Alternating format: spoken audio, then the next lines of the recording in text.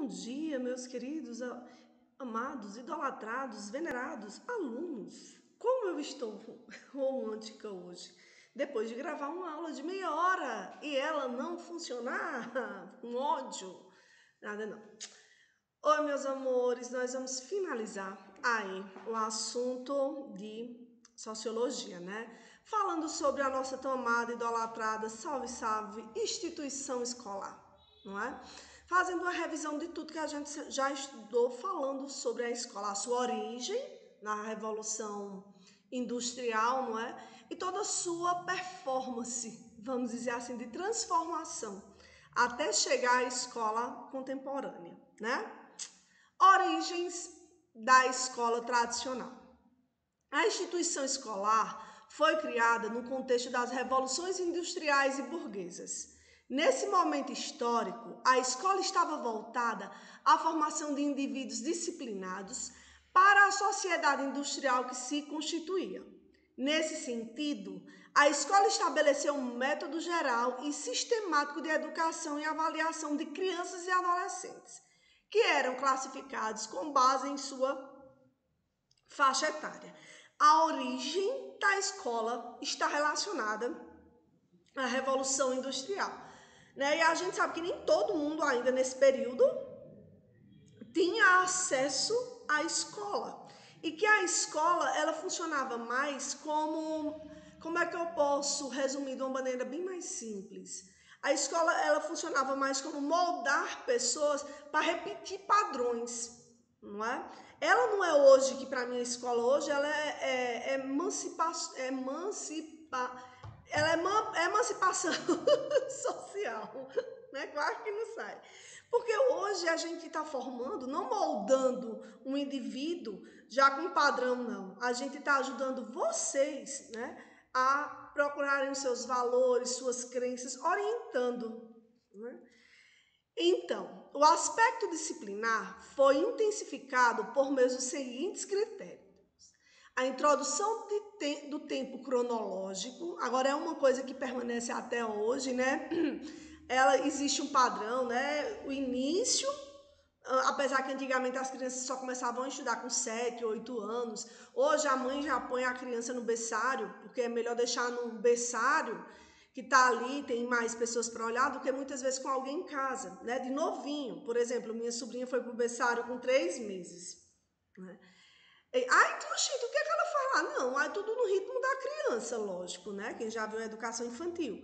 Mas lá eles vai cuidar, dar um remédio, dar comida, dar banho, mas já começa a socializar a criança com outras, né? Tem outras criancinhas para brincar, vai ensinando uma coisinha, uma musicazinha, e assim vai, né? Até o ensino médio, né? E depois vamos para a instituição de nível superior, que é uma faculdade. Põe uma coisa na cabeça de vocês. Estudar é pro resto da vida. Querendo ou não, achando bom ou não, certo? É uma coisa para sempre. Não sei se felizmente ou infelizmente, mas é bom, porque você tem que sempre estar inovando como profissional. Não é? Acredito eu que no céu ou no inferno vai ter também escola. Não se preocupe, você vai ter que estudar para melhorar como pessoa lá também, né? A padronização dos modos de agir dos indivíduos. Lá, lembra, na escola, no início da instituição escolar, eles eram padronizados com um único modelo, que era obedecer às regras e tal. Hoje, a escola, ela ajuda você a descobrir os seus inúmeros talentos, não é? A isenção de conhecimentos legítimos e considerados relevantes socialmente. A escola tornou-se uma instituição padronizadora, indiferente à individualidade, aos interesses dos alunos e à liberdade de pensamento e de expressão corporal. Nós estamos falando da escola tradicional, porque se você for ver a escola moderna, contemporânea, ela é todo o inverso. A primeira coisa que ela respeita no aluno é a individualidade. Primeira coisa. Que todo mundo tem o seu diferencial, né? Nós somos igual uma pérola, né? Uma pepita de ouro. Você encontra, mas depois ela vai ser moldada. Então, nós somos moldados pela primeira instituição, que é né, na instituição, socialização, que é a família, e a segunda socialização, que é a escola, não é? Então não deixa, nós estamos em constante aprendizado.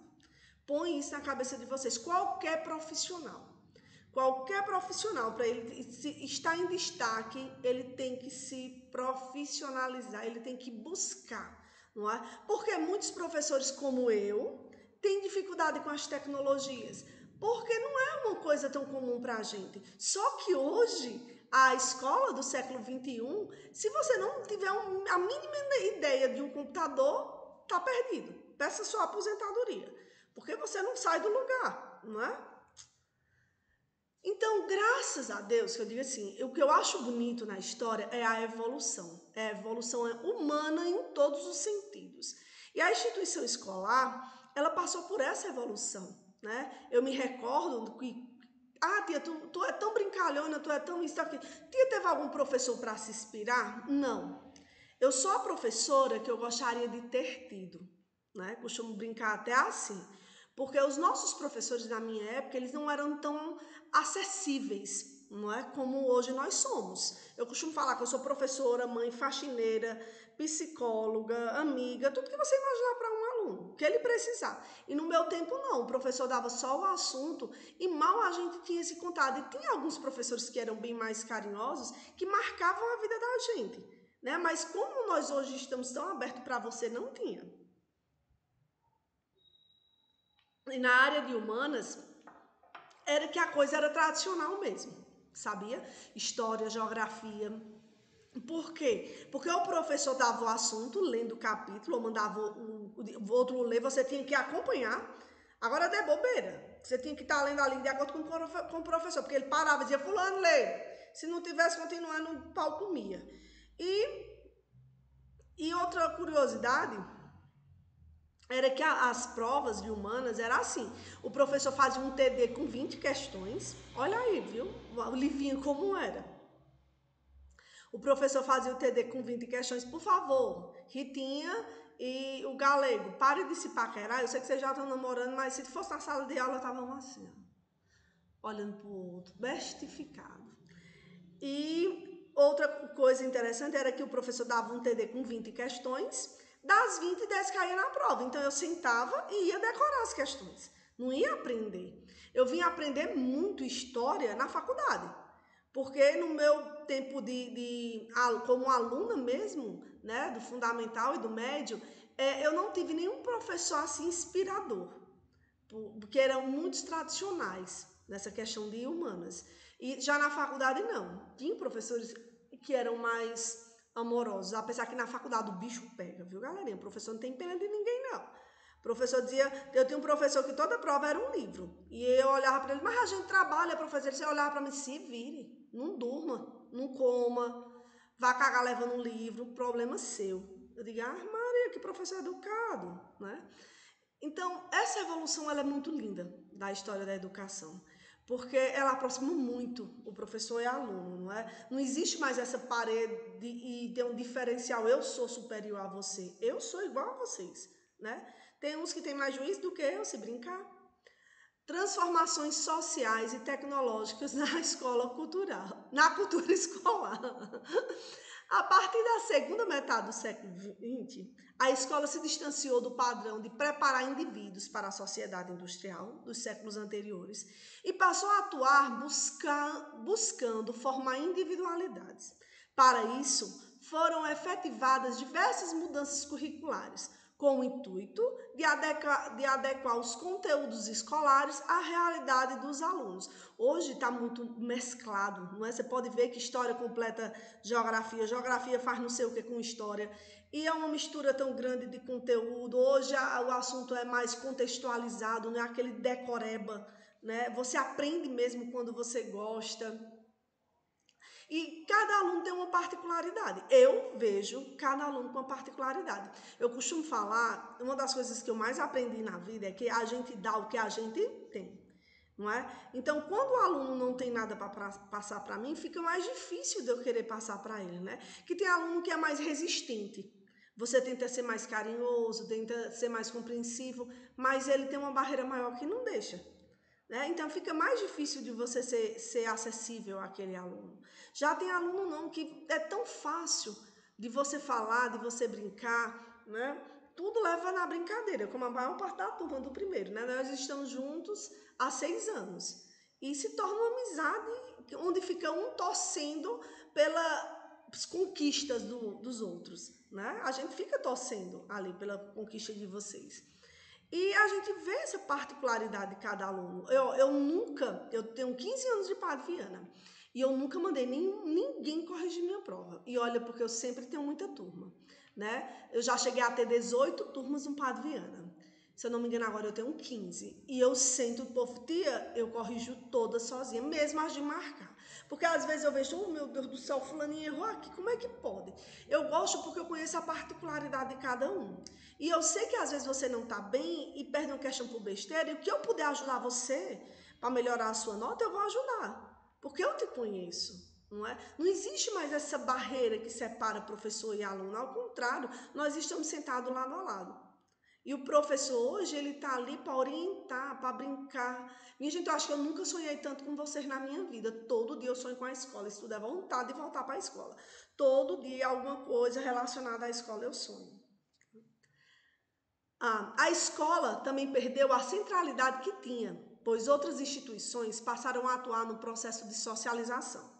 Outras instituições têm cada vez maior poder de determinação de comportamentos e pensamentos individuais, principalmente as novas tecnologias, que possibilitam maior interação social entre as pessoas. Recursos tecnológicos, como tablet, smartphone e notebook, têm cada vez maior impacto na formação da identidade dos indivíduos e no processo de socialização.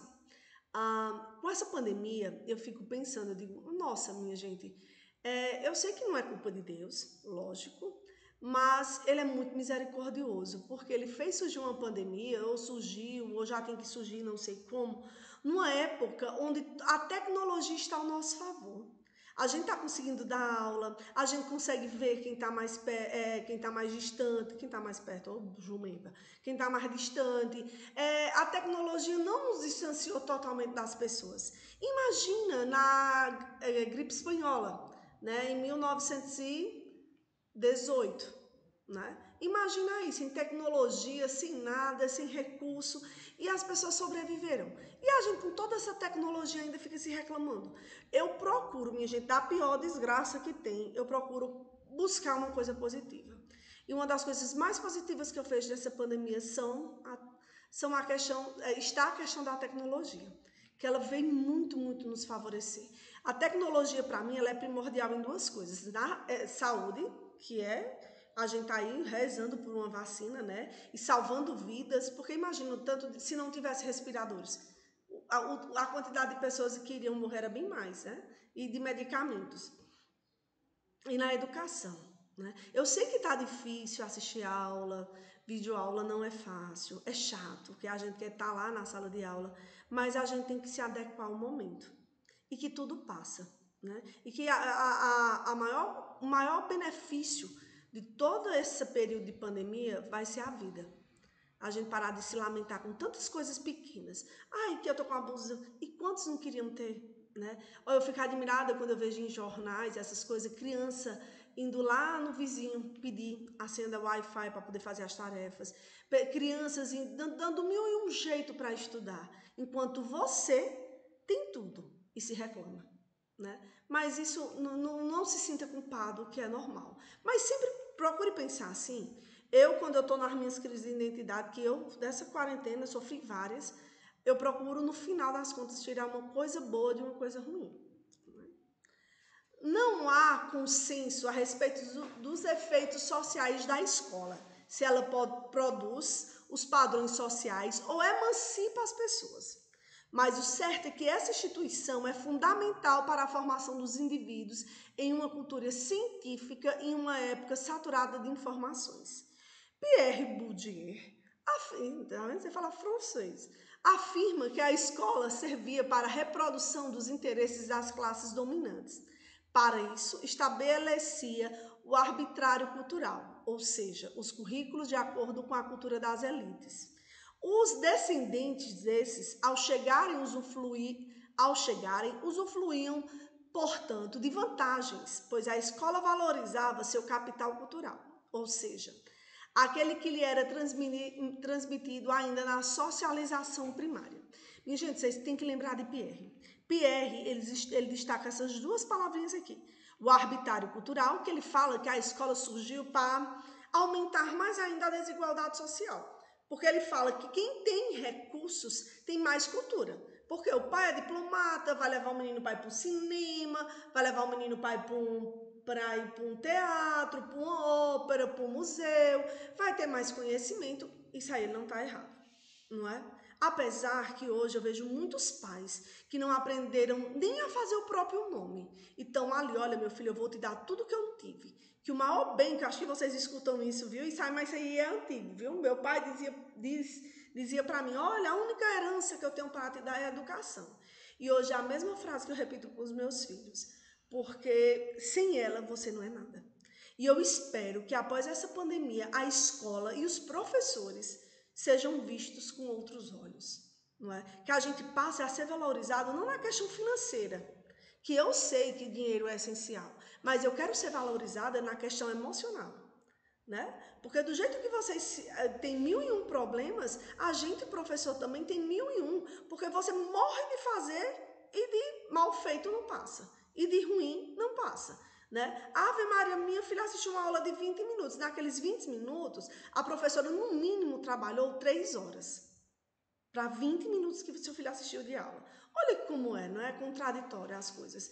O ser humano, por si só, ele já nasce insatisfeito com tudo. Então, por um lado, Pierre estava correto. Por quê? Esse capital cultural que cada um adquire na socialização primária com as famílias, ele faz um diferencial muito grande. Faz sim. Eu estava vendo uma reportagem ontem à noite, que, se eu não me engano, o Enem ficou para 2021. Os alunos das escolas particulares, tudo vibrando. Mas os alunos das escolas públicas, tudo se sentindo prejudicado. Porque eles não têm o mesmo acompanhamento. Pode falar, berrar, escola nota dormiu, mas não tem. Não tem o mesmo acompanhamento do que os alunos de uma escola particular. Certo? Pode botar isso na cabeça. Por mais que a escola pública e estadual faça, não chega a ser igual uma escola particular. Me desculpe, é a pura realidade. Né? Essa frase eu acho muito bonita. A escola é um espaço de reprodução ou de emancipação social? Para mim, hoje, como professora, a escola é um espaço de emancipação social, onde a gente ensina vocês a conhecerem os seus principais sentimentos, valores, conhecimentos, e vai repassando, não é? Eu costumo, quando eu vejo um aluno passar por mim, tia Regiane, eu acho tão lindo, olha o nome lindo, 3 letrinhas tão linda e tão amada, que se chama tia. Tem professores que não gostam de ser chamados de tio ou tia. Eu tenho o maior prazer do mundo, porque eu me sinto da família, né? Então, é muito bom você ver que você contribuiu para a formação de alguém. E o melhor ainda é esse alguém reconhecer que você fez parte dessa história, né? A escola foi inicialmente projetada para massificar os alunos, ou seja, padronizar os modos de agir e de pensar. Tal padronização era considerada necessária para a formação de indivíduos integrados à sociedade capitalista. Mas será que, em vez de reproduzir tão somente os valores e as regras sociais, a escola ainda pode ser espaço para a emancipação dos indivíduos? Ela é apenas uma instituição que visa manter a ordem do indivíduo na sociedade, ou também permite que eles desenvolvam habilidades para serem livres e autônomos em suas escolhas, né? Vai do pensamento de cada um. Mas para mim, hoje, a escola, a principal função dela é a emancipação, né? Ela te dá liberdade, né? Ou, minha gente, as escolas antigamente começavam por aí, uma criança que tinha alguma especialidade, vamos dizer assim, alguma síndrome, alguma coisa, ela era excluída da escola. Hoje é a inclusão, hoje a escola tem no seu convívio diário, crianças com síndrome de Down, crianças cegas, crianças surdas e mudas, crianças cadeirantes, não é? E ela é uma inclusão muito linda, porque nós, independente de qualquer coisa, nós somos iguais. E o que eu acho bonito é a particularidade de vocês na questão das amizades que se formam na escola, que se levam para a vida toda, não é? Vocês acham que sou eu que tenho alguma coisa a passar para vocês só? Não, eu aprendo com vocês todo dia um pouquinho de coisa. Por incrível que pareça, eu aprendo. Eu aprendo a amar, respeitar, a ser solidário, não é? Como já vários casos, né? Vários casos que eu olho, a união de vocês é 10 mil vezes maior do que a nossa professora. Como já teve um caso na escola que morreu a mãe de um coleguinha, e eu achei lindo isso, minha gente. Tem coisas que eu não vou esquecer nunca.